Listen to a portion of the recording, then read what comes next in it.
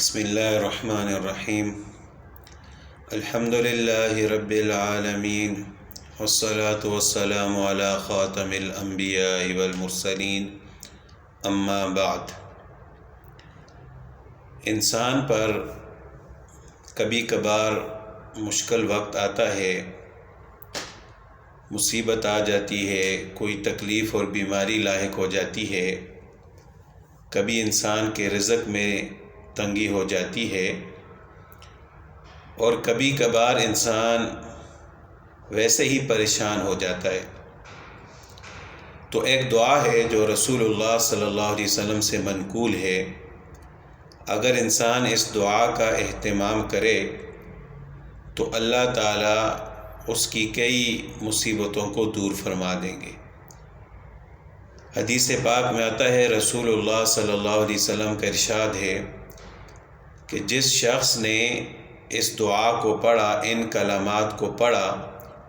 تو اللہ تعالیٰ اس سے 70 مصیبتوں کو دور فرمائیں گے، اور سب سے چھوٹی مصیبت اس کا فاقہ ہوگی۔ یعنی اگر اس کے رزق میں تنگی ہے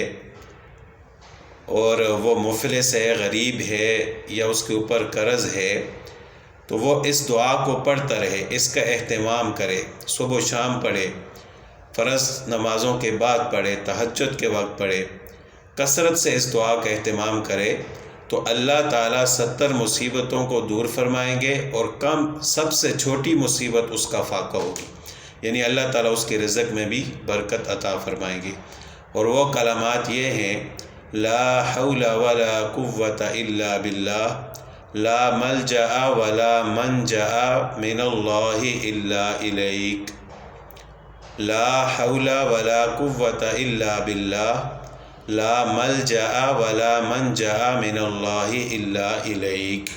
یہ چھوٹی سی دعا ہے، چند ایک کلمات ہیں، ان کا اہتمام کرنا چاہیے تاکہ ہر آنے والی مصیبت ٹل جائے، اور جو لوگ مصیبت اور تکلیف یا فاقہ میں مبتلا ہیں، اللہ تعالیٰ اپنی رحمت سے ان کو بھی دور فرما دیں گے۔ اللہ تعالیٰ ہم سب کو عمل کرنے کی توفیق